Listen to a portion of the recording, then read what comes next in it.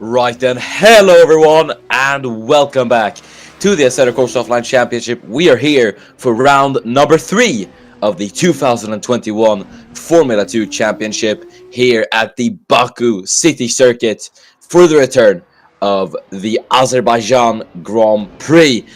Yes, we're finally back here at Baku after a 2-year hiatus.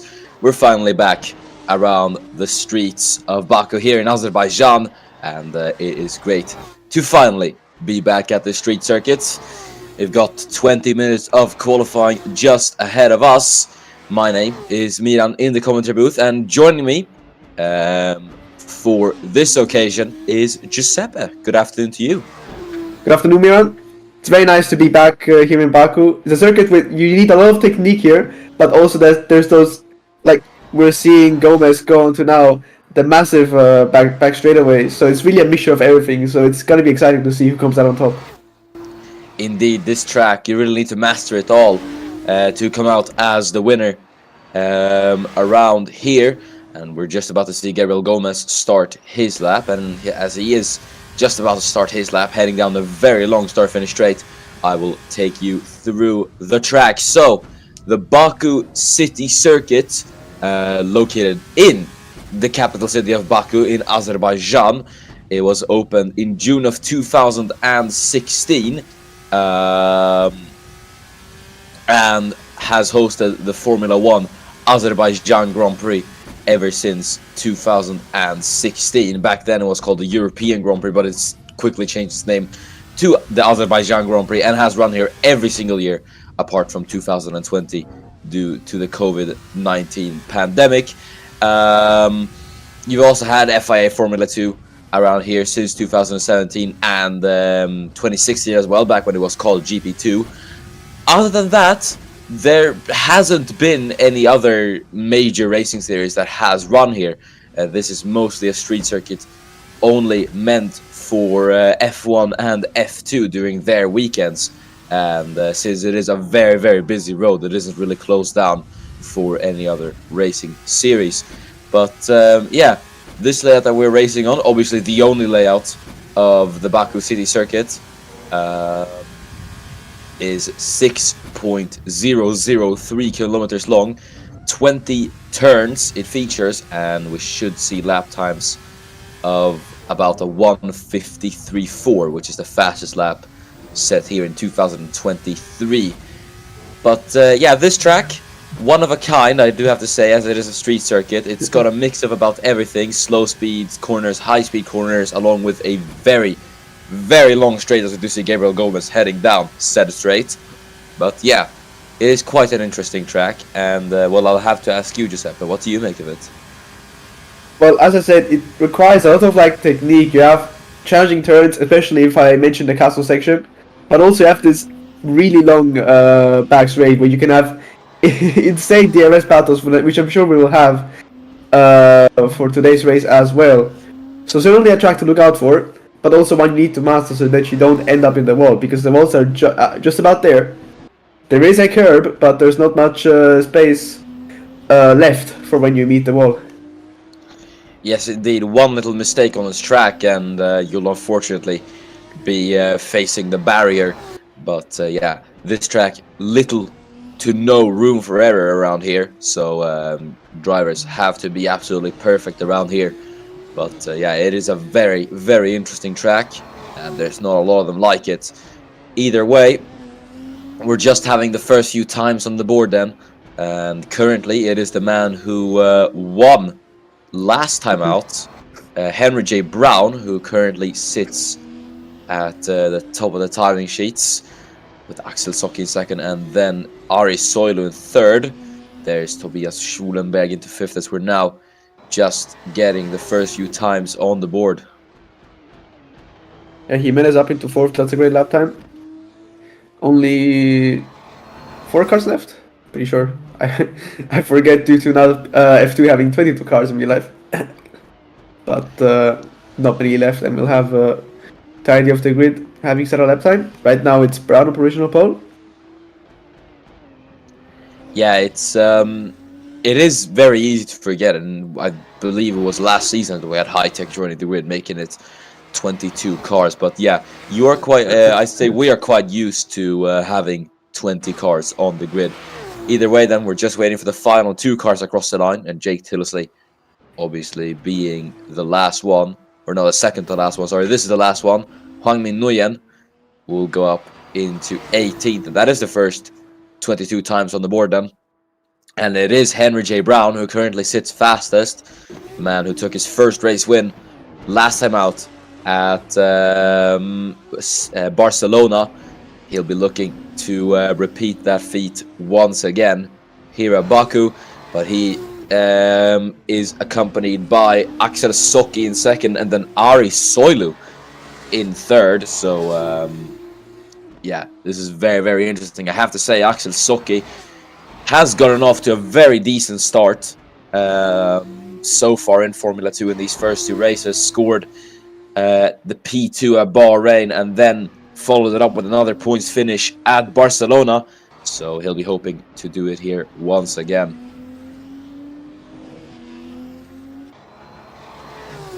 There is Rowan Shotanos then into P4 in the MP Motorsport, the Dutchman who DNF'd last time out and currently only has scored 1 point to his name in these first 2 races. Will definitely be looking to change it up around here.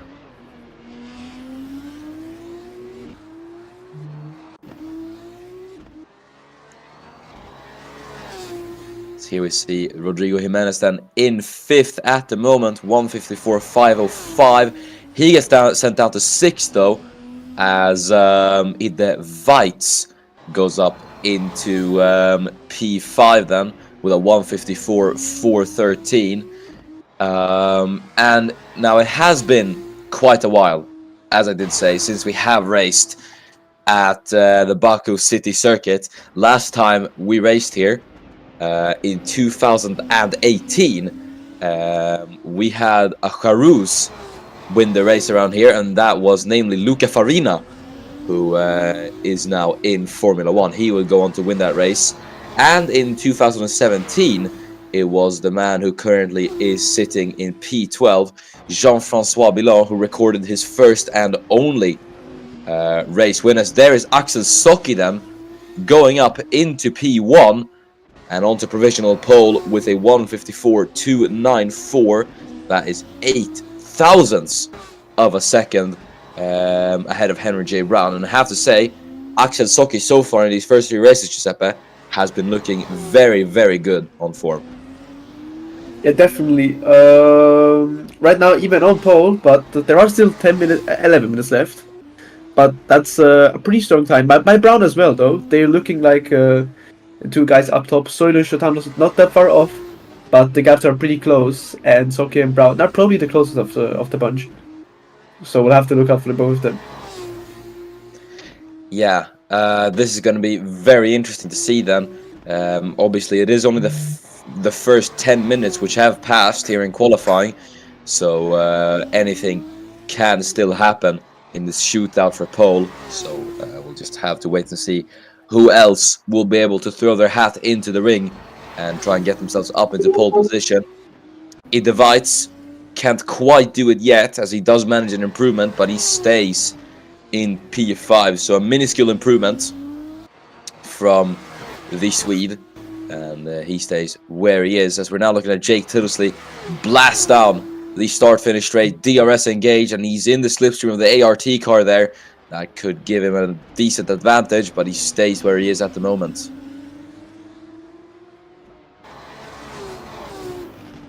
And he was just ahead of Gabriel Gomez on track there. Gomez, who currently sits in P22, and has scored points in both of these first 2 races, will be looking to score yet another top 10 finish here at Baku, but at the moment he just doesn't seem to be able to find the pace around here, which is quite a shame, I have to say.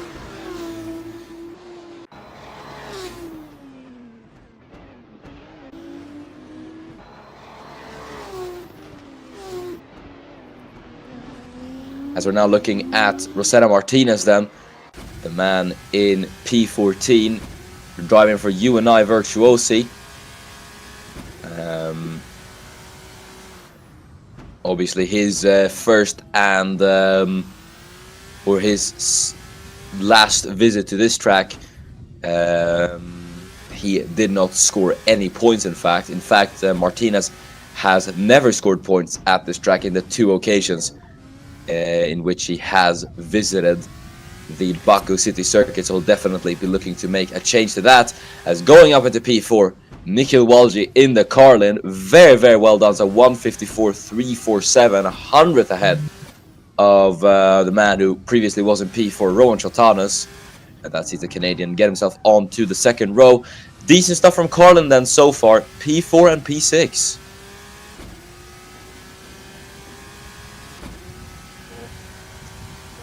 Wouldn't you say so, Giuseppe?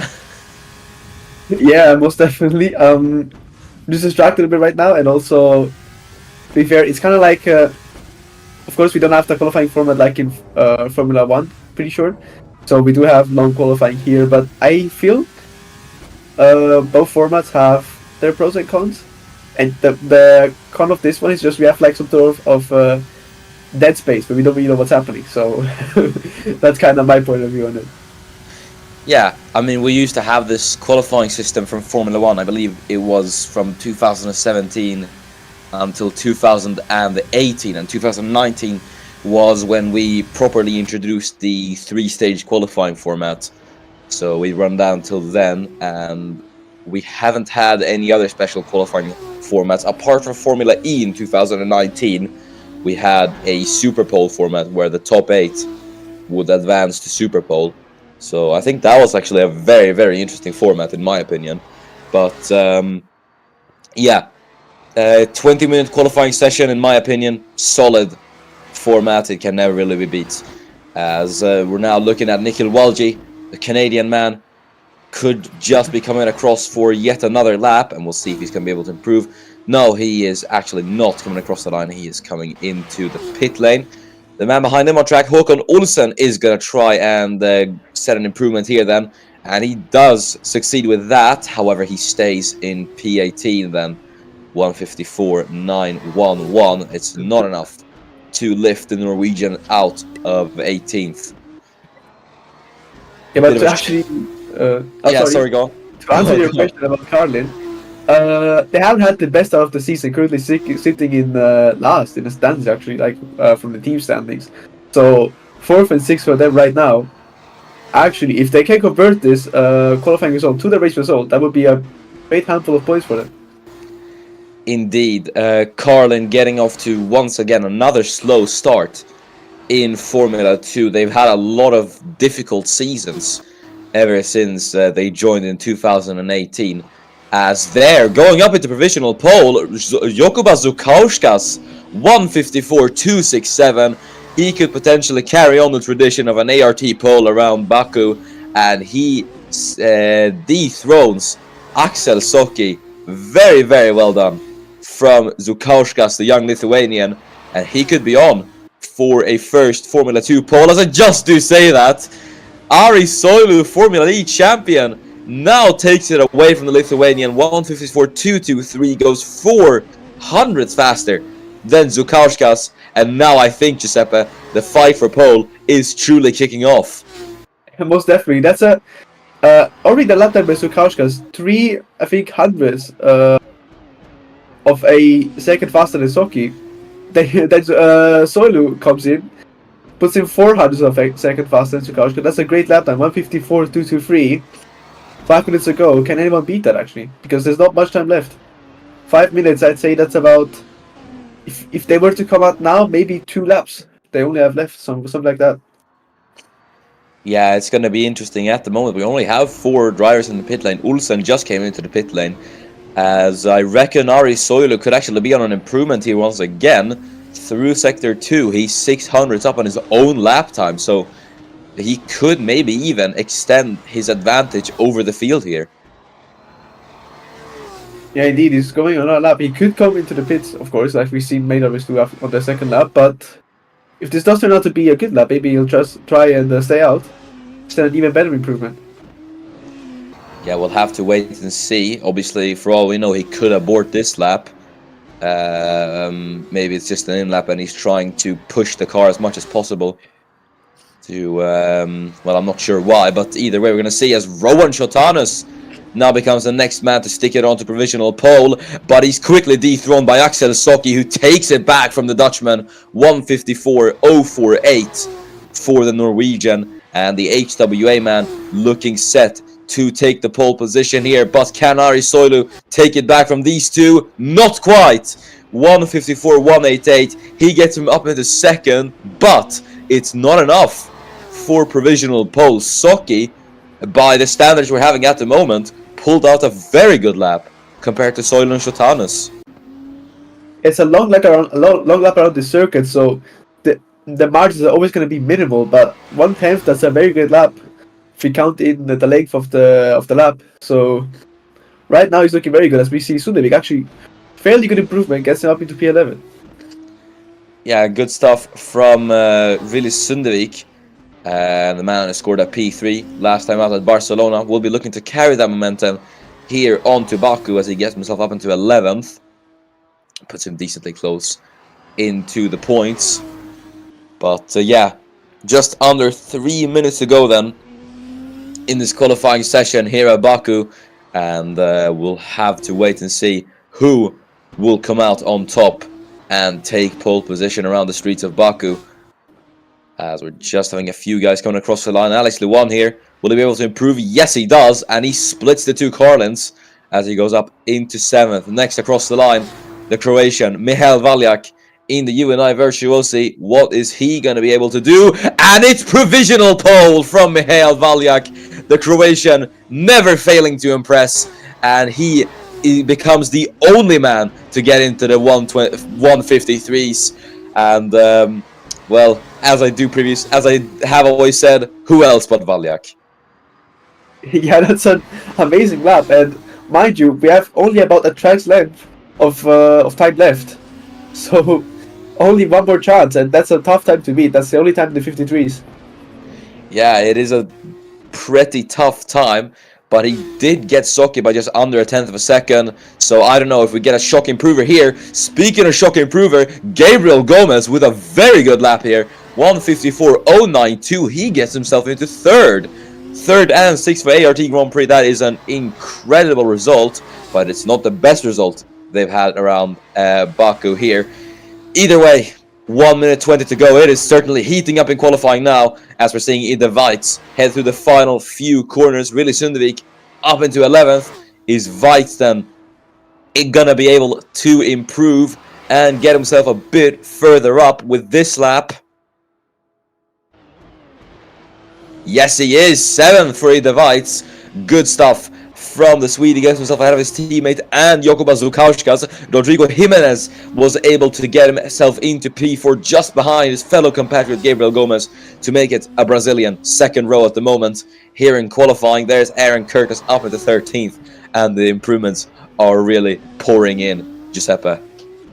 Yeah, indeed, it's improvement after improvement, but still, we've had an improvement for second, but nobody seems to beat Valjak's lap time as of now. There's not much time left. It's going to be interesting to see who is going to be able to do something here. Valjak is in, so he doesn't see any more improvement, and well, fair enough to him. Soilu, Shotanus, Brown, Luan, and Tilsley will not be able to set improvements as they're all in. Håkon Olsen up into 9th then to get a dance into the top 10. And Axel Socki comes in, so it will not be the pole for Axel Socki here today at Baku. But still a P2. The Norwegian can definitely not complain about that performance, as the checker flag is just about to fall. It does fall, as Rosetta Martinez will be the first man across the line. P4 for Martinez, and it will be first and fourth for UNI Virtuosa here.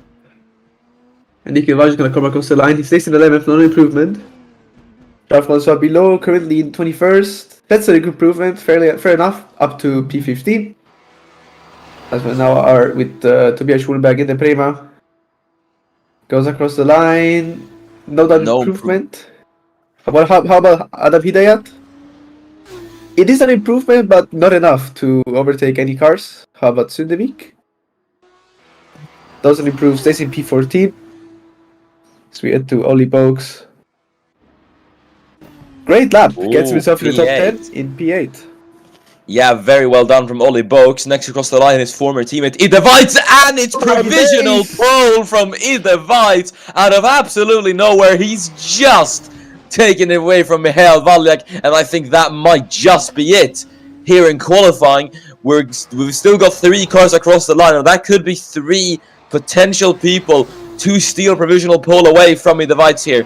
First across, Thugnatorn Konkum. What is he going to be able to do then? It's gone down to 2. I think there was actually someone ahead of Konkum, but we'll have to see if he's going to finish up the lap. He is, and we'll just have to wait and see what he is going to be able to do with this lap from P18, if he's going to be able to lift himself up a few positions. No, Konkum stays where he is, and Håkon Olsson is going to be the final man to potentially take provisional pole here at Baku. He can't do it, and for the first ever time in his career, I do believe, Idevites is on pole position here at Baku. And, well, an exciting qualifying session, certainly. It's been quite the reintroduction to Baku. And, well, yeah, it is interesting. Idevites on pole position. We were just talking about Carlin having quite a shaky season, weren't we, Giuseppe? Yeah, indeed. I mean, Heights now with that pole. Crucial positioning right now for Carlin. Valji from P12 can certainly make up some places, so it's looking good right now. Although, look out for UNI Virtuosi, because they're 2nd and 5th, so out of all the teams, I'd say they have the best qualifying right now. Yeah, UNI Virtuosi. I have to say, there's a lot of teams looking really, really strong. UNI Virtuosi, I think Carlin are looking very, very good as well at the moment. Even though Nikhil Walji starts outside the top 10, he could definitely do something here today. But enough about that. It is time to go through the starting grid then before lights out here at Baku. And it is Idevites, his first pole position in... I don't actually think it's his first pole position, but it is his first pole position in a very, very long time. I don't remember how long it has been, but safe to say it's been quite a while. So yeah, he takes pole here at Baku, and accompanying him on the front row, Starboy Michael Valyak in the UNI Virtuosi in 2nd place. Axel Socki starts a brilliant 3rd with Gabriel Gomez in 4th. Very well done from Gomez, as Rosetta Martinez starts in P5 with Rodrigo Jimenez in P6. Ari Soilu is 7th with Rowan Shotanos in 8th. Then it is Ollie Boaks. Very good qualifying for the Brit. He starts in P9 with Jokuba Zukauskas in the ART Grand Prix, rounding out the top 10. And just off the top 10, we have Olsen, and right behind him we have Balji. Following him, we have the 2 teammates, Xavier Brown and Alex Luan. And then we have Rudy Sundevik. Further below, we have Jean-François Bidot, along with Aaron Curtis, Thugnatorn Konkum, Tobias Schwulenberg. And bottom positions of the grid, we have Adam Hidayat, Jake Tilsley, and in last position, Juan Bin Nguyen. Yeah, and that is the grid. As we're just about to go down to lights out. Everyone on the grid, 6 lights, 22 laps of action around Baku once again. We are underway here at Baku, and it's a good start for Valek in 2nd. He could immediately slot into 1st. We head into turn number 1, but Vites is going to try to hold off the Croatian as the 2 go wheel to wheel, then heading down into turn number 2. Vites on the outside line once again. Is he going to be able to hold off the Croatian as they're side by side for the race lead, then heading down the back straight, and Valyak goes up into the race lead then immediately here on lap 1. Yeah, but Vites is still there, so don't cut him out just yet. Can he get it back into the turn? No, he can't. So Valyak now has pulled a significant gap, and now either Vites has to check his rearview mirrors because Socki and Gomez are battling there. Yeah, we have many more battles down the field as well. Socki actually, can he get ahead of Gomez? It's nearly hits the wall there, but keeps it just out of it. It's looking close. They're still side by side, but now Socki slots in front, and that's P3 for him. Yeah, good stuff from Axel Socki, then great defending from Gabriel Gomez. There is Juan Min Nguyen and Aaron Curtis going side by side. Oh, they bang wheels just about. very slow collision, but Nguyen gets Curtis before the fearsome turn number 8. Through the castle section they go now, and it is Valiak who leads from Weitz, and then Axel Soki and Gabriel Gomez in 4th. So Valiak has taken quite a commanding lead as he leads by over a second from Ida Weitz, but Weitz should be able to close in then down the castle section. It is also the first time in which we run Baku under the new DRS regulations, so this will see for even better racing between all these guys then as we head down the start-finish straight for the first time now in this race. Below, chasing down Alex Luan for P14. What is he going to be able to do then here?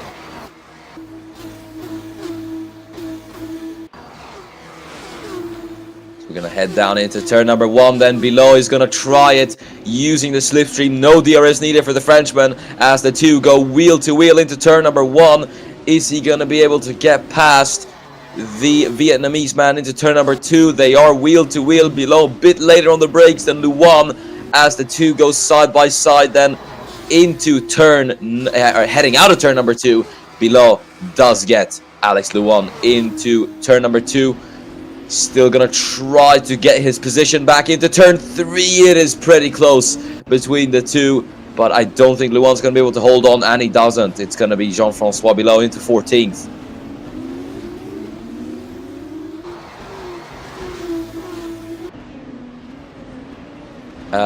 As there is really Sundevik trying to get past Hwang Min Nguyen, Nguyen who got past the Swedish-Korean man on the last lap. He'll be looking to get it back, but at the moment he just isn't able to do that just yet as we head into turn number 8 up through the castle section.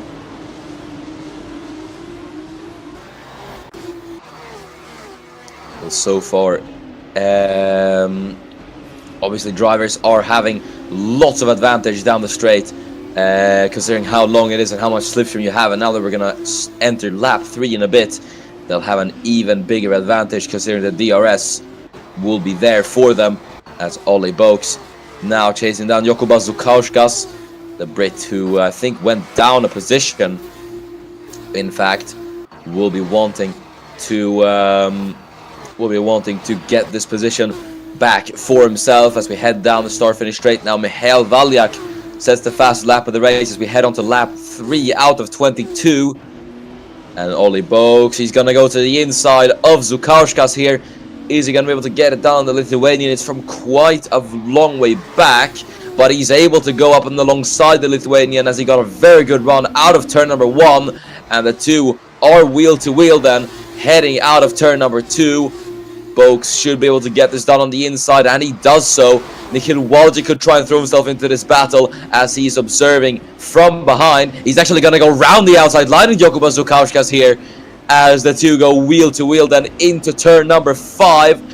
Zukauskas on the outside line. He was too focused on trying to get Ollie Boaks, and in the midst of all that, Nikhil Walji took perfect opportunity of it, but he just wasn't able to convert it into a successful overtake, which is a shame. Either way, I have to say, Giuseppe, that was a pretty good battle.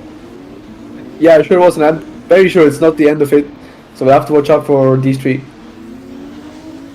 Yeah, they did very, very well in that battle, but as you did say, definitely is still a long way to go in that battle, as we're now looking at Gabriel Gomez. He is chasing down Axel Soki for 3rd. Soki, the young Norwegian, who is struggling to keep up with Weitz in 2nd. Gomez could take advantage of this, but I think he's just dropped out of a 2nd, which is a shame for Gomez, as he's just fallen out of DRS range. But this is going to benefit the man behind him. Rosetta Martinez, the Filipino man, will be trying to take the best opportunity that he can to try and get past the Brazilian here up into P4, as he's now going to have the DRS engaged, and he's going to get a very, very good run heading into turn number 1 as we approach lap 4. Valiak with yet another fastest lap, and no, Martinez, surprisingly enough, not able to get close enough to him. Here is Hwang Min Nguyen, and he's going to try and make up another position in this race, as with the DRS to his aid, he's going to go to the inside line of Thunyatorn Konkum, as the two go wheel to wheel, and Nguyen able to get ahead and through into P17. So good stuff from Hangmin Nguyen.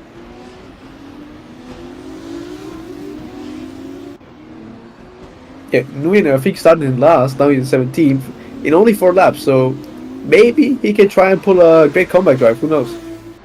Yeah, he's making very, very good strides here so far in these first 4 laps, Hwang Min Wei, and if he carries on this pace, you know, it could be absolutely incredible to see what he is going to be able to pull off. As we're now looking at the Filipino man, Rosetta Martinez. We'll see what he is going to be able to pull off then, as he's about 7/10 off Gabriel Gomez. Gomez struggling to keep up with Soki, as it did say on the previous lap. Things haven't quite changed since then, so Martinez will be trying to take full advantage of that, especially heading down the start-finish straight. He's just going to have to hope to get close enough to the Brazilian.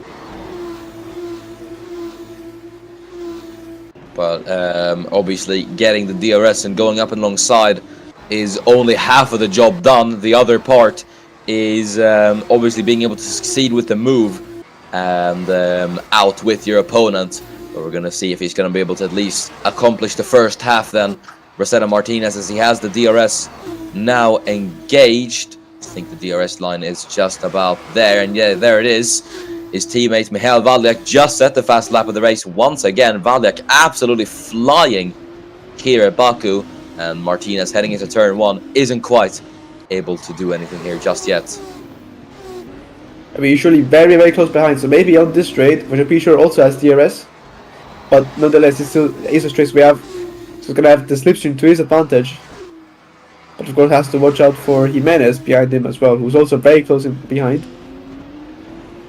But right now, he sits in a bit of a sandwich. Like, he has the opportunity to overtake, but at the same time, needs to watch out because Jimenez is looking just as fast. Yeah, I think Martinez doesn't want to take too many risks with the overtake at the moment, because obviously, especially around a track like this, if you make a mistake, you will be absolutely punished for it, and you might not even lose 1 position, you might go down 2 or 3, which could be absolutely crucial here at Baku. So you have to be absolutely pinpoint with your overtakes around here.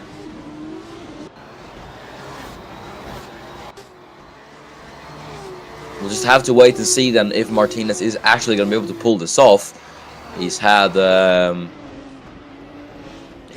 few good opportunities to get close, but I think what he needs right now is just to get that 1 or 2 extra tenth on Gomez to be able to go up and alongside the Brazilian at the moment and get that P4, because if he doesn't get this in the following laps, who knows, Gomez could drop off even further, and thus he could maybe potentially lose out on a potential podium here, Martinez. So it's good that he is patient at the moment, but he's also gonna have to make a quick decision about this. So we'll just have to wait and see how he's gonna tackle this situation, as Valiak with yet another fastest lap. And so far, I have to say, Michael Valiak really isn't proving that he is a one-hit wonder.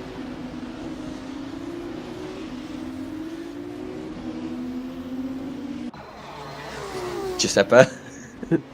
Yeah, sorry, I was gone for a bit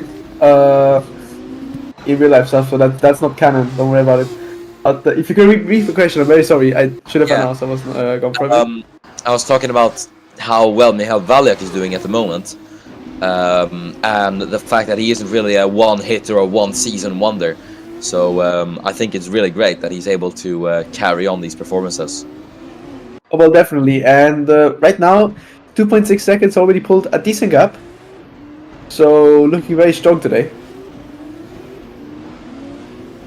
Now even 2.7, so certainly has built that gap after that very great battle with Intervites at the start, where he came out victorious. Now has a lot of breathing room, and he's using it to the fullest. Yeah, Weitz will, I think, be punching himself for not being able to hold off the race lead from Michael Valiak. Weitz, who frustratingly has never won a race in Formula 2, but has come so close in all of his years. He's still chasing that coveted first win, but as I did say, he's been close on so many occasions, but he's always just ended up finishing second. So yeah, Mr. P2 strikes again, unfortunately. Although it's not the end yet, it's not that dramatic of a gap like Picture Brown pulled off last race, which was about, at one point I think, near 10 seconds. So it's not that type of bad. Although it is rising and rising, so he might end up P2 if he doesn't do something about it now or later on in the race. As we see Valji now, who could go for an overtake here, he does go for the overtake, hasn't quite pulled it off. Sukashka's defending well as they head into turn 2. They're exactly side by side. Of course, Valji has the inside line. Can he make something out of it though? He does end up ahead, yeah. I'm not sure if he's got it. I think he's got it, yeah. But Sukashkas is still there. Don't count Olsen out, he's also there lurking. Tries to squeeze in, but I think Valji has got this, up into P10. Yeah, good stuff from Nikhil Walji. The experience really playing into his hands there, and he's able to execute a very good move on Jakuba Zukarskas to get himself 1 point in this race. Håkon Olsen there behind, as you said, was trying to find an opportunity past the Lithuanian, but at the moment he's just gonna have to stay behind. As we now look a bit further up the field, back to Rosetta Martinez, who is still trying to chase down Gabriel Gomez there for P4, but at the moment there's nothing happening just yet. I also should mention Axel Soki in third, who has actually closed down the gap on Ide Weitz. So depending on what happens to Weitz now, the dream of a race win around here could maybe slip away even further. Indeed, it's now 3.2, so it's really not looking good. Although us putting that much spotlight on it could, in theory, activate the commentator curse, but in a positive way, so there's still that chance, but we'll have to see how the race unfolds. Of course, only 8 laps have been raced, still not even halfway through. Well, nearly, but still a long way to go this race. Yeah, there is quite a bit to go. 14 laps, in fact, so we still have quite a lot of racing to go, and Axel Soki will be trying to get his way up into second here, as he is about 5/10 off Ide Weitz, so the move is looking very imminent from Soki, but we could never know really what is going to happen. Soki is looking very close, but still not enough to catch up to Weitz at the moment. Still, don't count him out just yet, as Martinez, yet again, very close to Gabriel Gomez. So certainly have to watch out, but of course Jimenez just as close, so he has the opportunity, but also has to use it well and wisely so that he doesn't end up losing the position. Even two-way, because Shotamis is not that far off. Yeah, they could get involved in this battle, but correct me if I'm wrong, Giuseppe, but I think Martinez ran wide a bit through turn number 11, just the section after the castle section. Yeah, I did notice that, yeah. He did a bit, so, and even on the timing sheet, he dropped from 0.3 to 0.6, which, of course, you might say, yeah, but that's minimal, but of course, in motorsport, that's a totally different story. So, has lost some ground, but I'm sure he can make it back up. But of course, it's still crucial as Jimenez now very close, and Jimenez is even trying to move now. As I say, that mistake might have cost a bit Martinez beforehand, as he's a bit ahead coming into turn 1. Still, they stay side by side. So now they're gonna head into turn 2. Jimenez here has the inside line. Can he pull off the overtake? He does have the advantage a bit.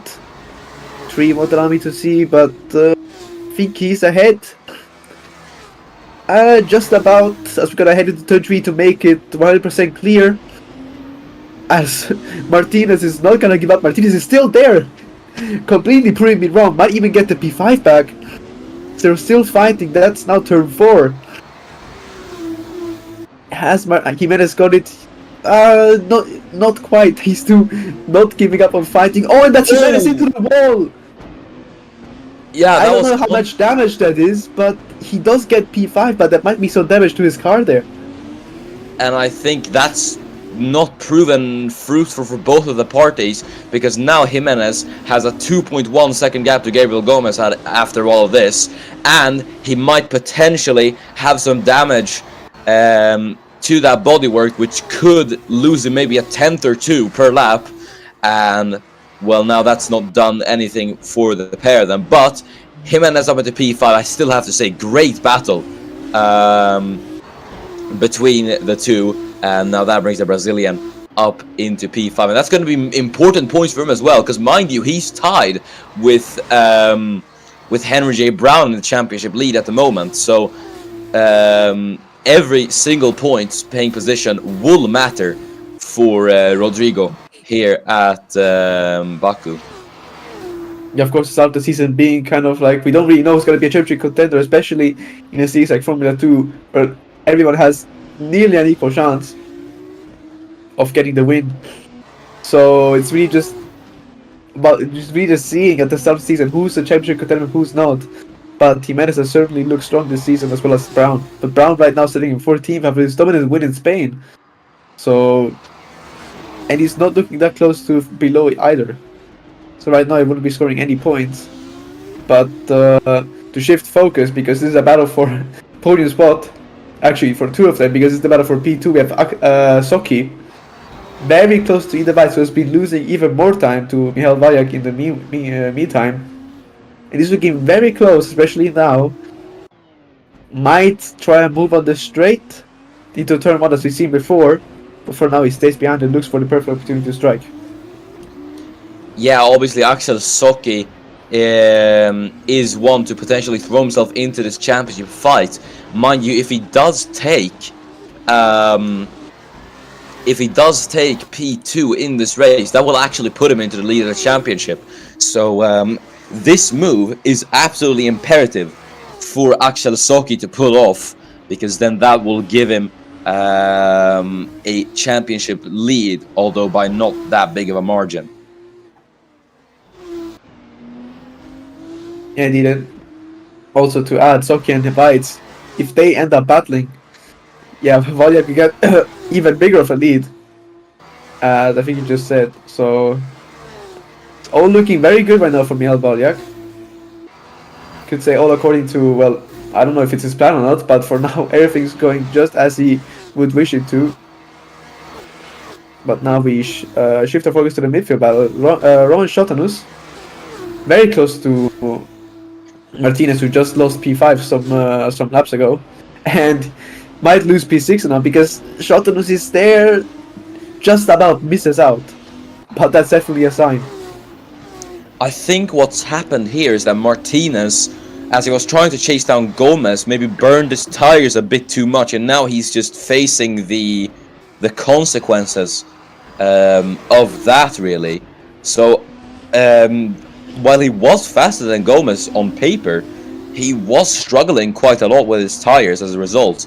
He was pushing the car quite a lot, and now he's going to have to back off for a bit, and that could, as you said, lose him the position to Rowan Shotanus here. And also to add, that battle with Jimenez certainly did not do any good to his tires as well.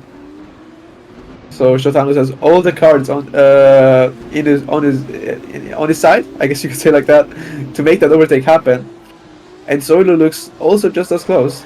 Soki now has lost actually a bit of time onto Vites, might have gone a bit wide somewhere, but he's now just a bit under a second of either Vites, and he wouldn't want to drop off the 1 second barrier, because of course that would mean no DRS. Yeah, this is gonna be interesting then. But Axel Soki as well. We honestly, or maybe I honestly thought that he would be able to get a move done in these coming laps, but he just hasn't been able to really find that advantage, that edge over either Vites so far, which is quite strange. But we'll just have to wait and see what's going to happen, really, as we are now halfway done with the race, 11 laps to go, We've covered 11 laps already, so yeah, this is going to be interesting to see what's going to happen now. As Rodrigo Jimenez says the fast lap of the race, and now it's going to be interesting to see what Jimenez is going to be able to do, as we're seeing Nikhil Walji is going to try to get himself up another position here in this race. He's going to try to get Ollie Boaks, and he does so with ease, it seems. Heading out of turn number 1, he's able to get it with the overspeed, and he gets up as there's Axel Socki trying a move on Ida Weitz. Rodrigo Jimenez was trying it on Gabriel Gomez as well, but nothing came out of that. Look at that, Olsen actually was looking for a move to be low, but just about misses out, so I don't... Well, I think that's down to they wouldn't want the two teammates crashing out, so has to watch out there. As there's Brown just behind them as well. That looked like a bit of a chance there for Olsen. Certainly telling below, I'm here, so definitely need to watch those two for the next few laps. As we have Jimenez once again. Look, actually has made that gap that he lost in the battle with Martinez back up to Gomez. So Jimenez might be looking out for a P4 here actually in this race. Yeah, honestly, I have to say Jimenez is looking really, really strong on pace, and not only by the fact that he set the fast lap of the race, but the fact that he's able to close down that gap is incredible. And now he's all over the back of Gabriel Gomez and looking to get up into third. He's going to have the DRS to his advantage as he chases him down through the final couple of corners. And DRS just active now for Jimenez. He's going to go up and alongside even before the DRS activation line and into turn number 1. He's going to get it done before the corner, and there he is, up into P for Rodrigo Jimenez, and that is going to be yet another position gain. And now, just ahead of him, is his championship rival Axel Socki, 4 seconds up the road. Yeah, as we saw there, Schotten was actually trying another move with Martinez. Certainly he is there, and he's trying. We've seen trying moves there and there. Still not getting that crucial blow though. So he's certainly there, and he certainly has the pace. Just needs to make it happen. Yeah, we'll have to see if he's going to be able to carry on this pace in these following few laps. Because if he does, then he could genuinely be in contention for the race lead. But if he doesn't, he's going to have to settle for P4, which at the moment will still give him quite a decent margin of points in the championship to the other drivers.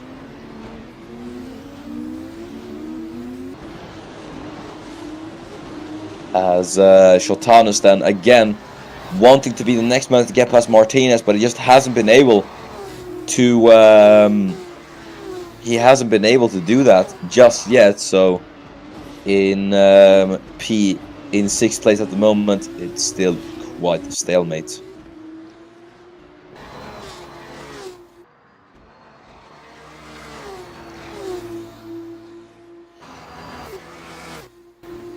Here is Axel Socki then. 6/10 is the gap between him and Weitz, but I'm unsure if he's actually going to be able to do anything here, as he's now going to have the DRS gap is 0.6 of a second. It's down to 5, 4, and it's ticking down like a clock, the amount of tenths between the two, but yeah, he isn't able to do anything just yet.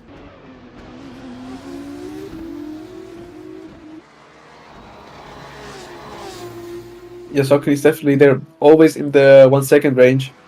I think overtake could very well be possible. Just putting more salt in the wound for Weitz, who started on pole and now is 4.5 seconds off Mialbayak. But let's shift our focus from that, because Schotten is once again tries to move Martinez very close, still can't get it done. Yeah, Rowan just isn't able to find that little edge over Martinez again, and well, it does seem to be quite frustrating for him at the moment, but yeah, we'll just have to see if he's actually going to be able to pull it off in these last few laps.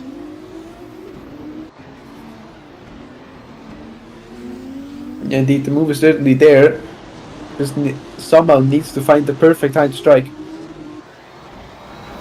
which I thought he had found multiple times, but still, Martinez defending very well. So that's probably the reason for why Shotunus can't get past. Yeah, we'll have to see what they're gonna be able to do then.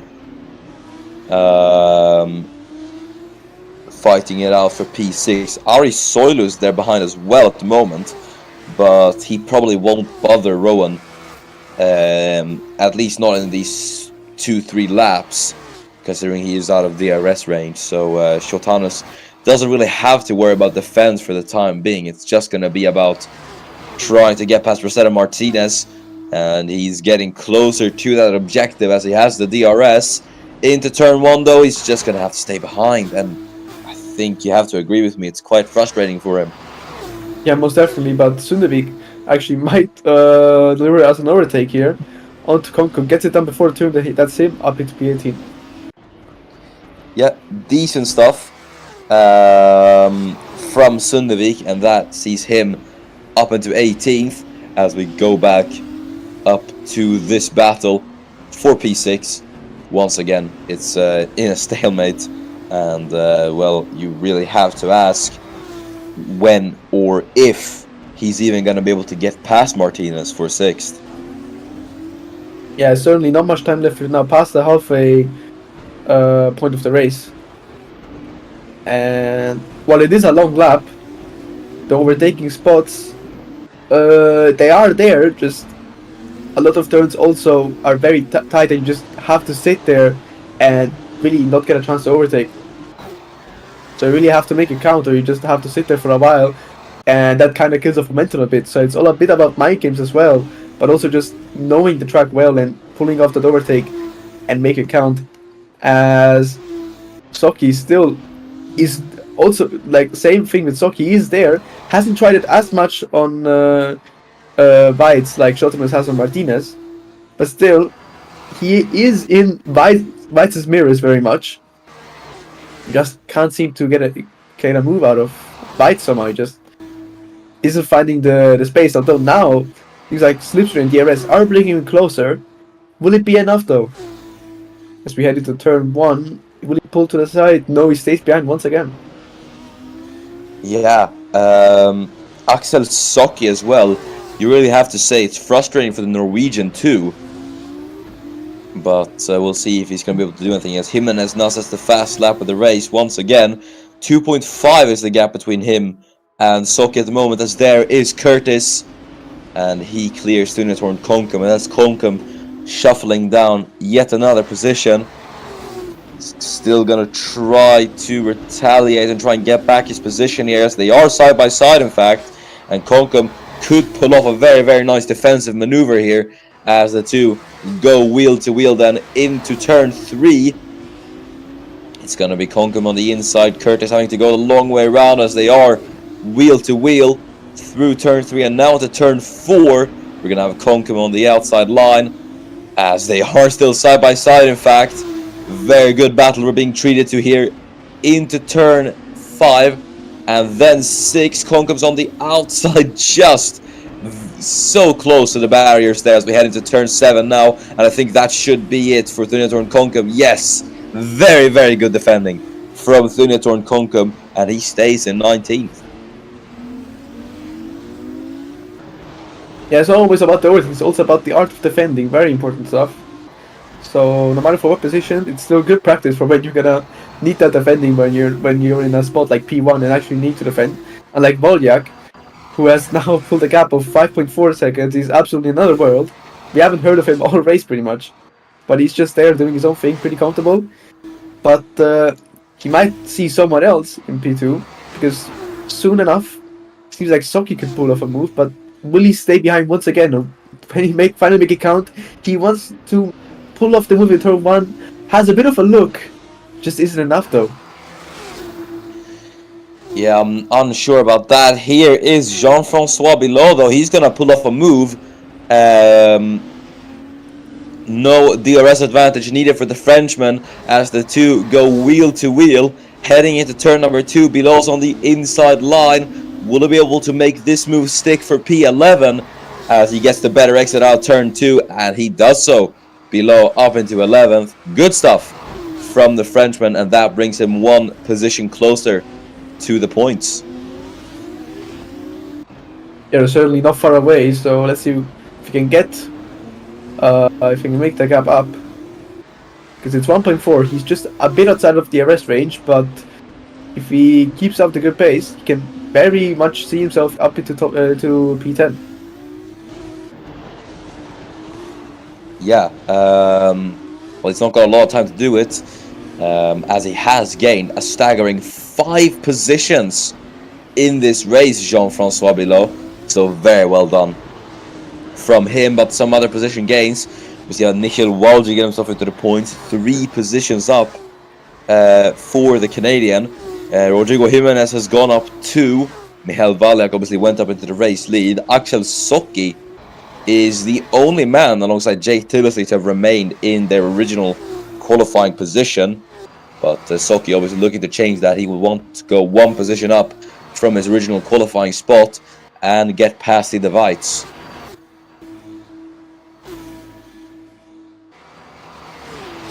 Yeah, Socki now actually looking a bit closer than the last few laps. So now it could very well be the move for P2 after such a long while, as he pulls to the inside, actually stays there for this time around. Lines up ready for a move to P2. He's not exactly side by side. He's still there though, puts pressure onto Weitz, gets a bit of a better exit. The tree, of course, blocking my view again. But Socki has finally done, but Weitz, don't count him out just yet. Lines up to make the move on the inside, but no. Socki closes the door and that's Socki up into P2. Yeah, really well done from Axel Socki. Finally that patience paid off, and I have to say, he's really shown maturity beyond his years in waiting so long for a move like that, and he's finally been able to pull it off with clinical precision as well. So incredible stuff from the Norwegian, and finally he gets that P2.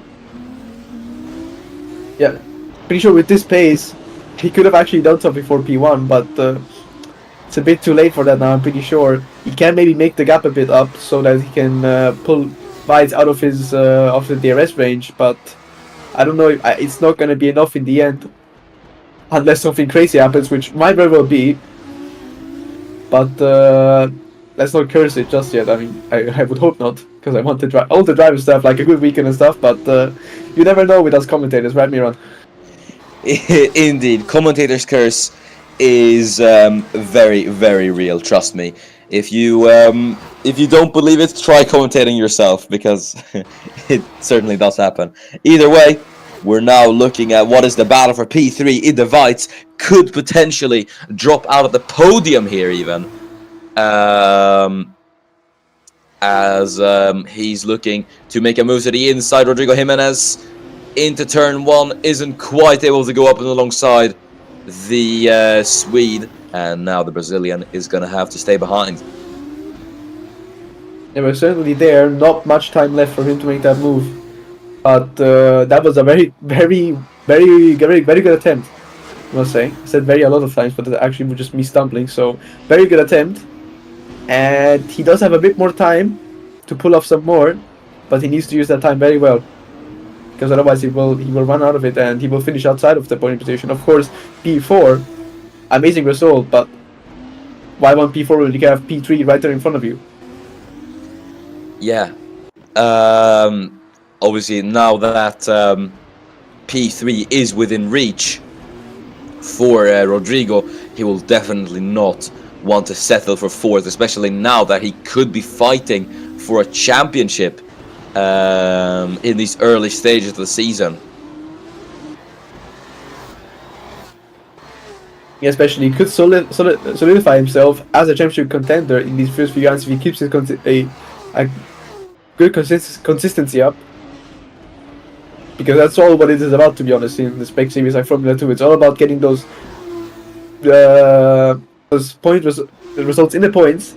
It could be even you get on the podium, then you get in the midfield and on the podium again. That's already enough. You don't have to win every weekend like we've seen. A lot of drivers just win one race and then score points in none of the other races. It's all about consistency, as we all know, and it's all a question of which driver will be the most consistent this season.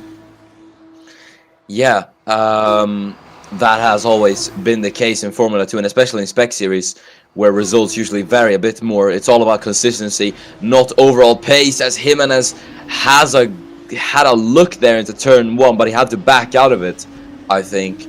I'm not sure why. It seemed that he had good pace, but I guess he has his reasons. As here's Shotanas, he could finally try and make the move on Martinez here. Shotanas, we were talking about, wanted to pull off that move for so long, and now actually maybe has the opportunity because he is up ahead, but Martinez is still there. Doesn't try moving on the inside. I think he might have just given him position, and that's Shotanas up into P6 after a long while, but actually don't cut him out just yet. I don't think that outside was never gonna work, so for now he stays in 7th, and that's Shotanas up into P6. Yeah, it is pretty interesting, I have to say so.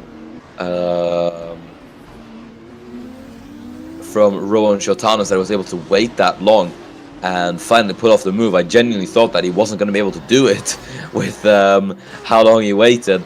But yeah, great to finally see that the Dutchman gets himself up into P6. But obviously will now be trying to figure out the question of Jimenez getting up into 3rd. That's also one of the... That's probably the biggest battle right now in the race for that podium spot. Jimenez is very well there and could pull off that move, but Weiss will surely not want to give it up. But that's the best he can get right now after already losing out on pole and losing out on P2. He will surely not want to lose out on P3. So it's all about this now. As Jimenez is looking close, slipstream plus DRS. It's looking like he could line up for the move. As Weiss looks, he wants to defend the inside, but Jimenez still goes for the inside. Jimenez is there. Weiss defends well, but as we've seen, many drivers get a good exit into turn 2 when they're on the inside, and that might make it for Jimenez, but Weiss squeezes him a bit just to make him not get that good of an exit, but they're side by side. Now it's all about turn 3, who will get out on top, as Jimenez actually might have the overspeed to make it down before the turn, but Weiss is still there very well. The front tire beside Jimenez's rear tire. Weiss won't give up, and Jimenez, has he finally done it? Yes, he has. And Jimenez up into P3. So another battle here, actually. Oh yeah, this is Zukauskas and Luan going side by side, but Luan on the inside is able to seal the deal and get up into P14. But I really have to commend the Weiss on that defending performance, even though he did lose the position, and I guess it is quite frustrating to at least to fall outside of the podium. Jimenez was able to get through on the straight, but through the corners it actually did seem like Weiss did have the advantage on Jimenez. But finally that brings the Brazilian then onto the podium, and we'll just have to wait and see then, because I think this now actually grants Rodrigo Jimenez the championship lead back to himself. Indeed, so that P3 was not just a nice podium spot, but also very crucial for what the championship looks like right now. As we're coming close to the end of the race now. As actually, I think we were talking about below getting up into 10th, weren't we? And now he is up into 10th. Yeah, I think we were talking about that. Yeah, so yeah, we were. I might have missed that, or we might have missed that, or maybe actually we saw it, and I just forgot about it because the dementia or something. But there you go, below up into P10. Yeah, we did miss it, but yeah, good stuff from Jean-François Villon on his final lap of the race. In fact, Rowan Shotanas has now set the fast lap of the race, so that's quite a shocker. As here is Aaron Curtis then. He's going to try and move on really Sundevik. Heading into turn number 2, Curtis is there on the inside line. In the background as well, Tilsley and Conklin fighting each other for position. As Curtis and Sundevik go side by side. Heading down into turn number 3, who's going to come out on top? And it is Curtis, who goes up into 18th and just snatches it away from Sundevik on the final lap of the race. as a final lap, the race winner might be decided, but the other position looks very much up for grabs as top 5. We might not see Gomez in it in the top 5 because Shotanus looks very well, like he could set himself up for a move. Of course, Gomez, all he has to do here is defend because 2.3 seconds. I don't think he can pull that gap to the divides. So it's we have the battle for P5 here now, as well as White's still there for Jimenez just a bit, although he has been losing out on time, so maybe that something can happen there, but that's not what we're talking about now, because after this very long straight, we'll have Michal Valyak come home and win the Azerbaijan Grand Prix. Stunning performance, absolutely dominant. Yeah, great stuff from Michal Valyak, I really have to say so. Axel Socki will come home in second, and Rodrigo Jimenez, with a brilliant drive, comes home in third to hold on to his championship lead. And yeah, just about having everyone come across the line, but Michal Valyak, dominant drive from him, once again taking the race win this season, proving that he has still got it. And yeah, showing to everyone that he isn't simply a one-season wonder. And well, yeah, that is it then. And here are the results then. So it's Michal Valyak taking his third race win in what is, I believe, his 8th race in Formula 2 ever. That's absolutely crazy. That's not even a season worth of races. But he takes the race win here today, and Axel Socki will take second place. Rodrigo Jimenez finishes third to secure his championship lead. 1 point over Axel Socki. Then it divides, frustrating fourth for him today. As then in fifth will be Gabriel Gomez with Ron Shotanus securing the fastest lap, finishing 6th. Then Martinez finishes in 7th with Ari Soilu 8th. Nikhil Walji in 9th, and then Jean-Francois Bilot was just able to grab 1 point as he finishes 10th. Yeah, down in 11th we have Ollie Bose, just missed out on points, and behind him we have Olsen. Then we have last week's dominant race winner, like today we also had a dominant race winner, but last week's dominant race winner, Henry J. Brown, this time in P13, and his teammate Luan in P14. Then we have Zukauskas, Adam Peterhat, Pamin Nguyen, Aaron Curtis, Lily Sundevik, we see Jake Tilsley, and final 2 positions are filled by Triator Kokum and Tobias Schulenberg. Yeah, and that has been it then for Formula 2. Thanks so much for watching. Before we'll go then, it's time to answer the fated question of driver of the day.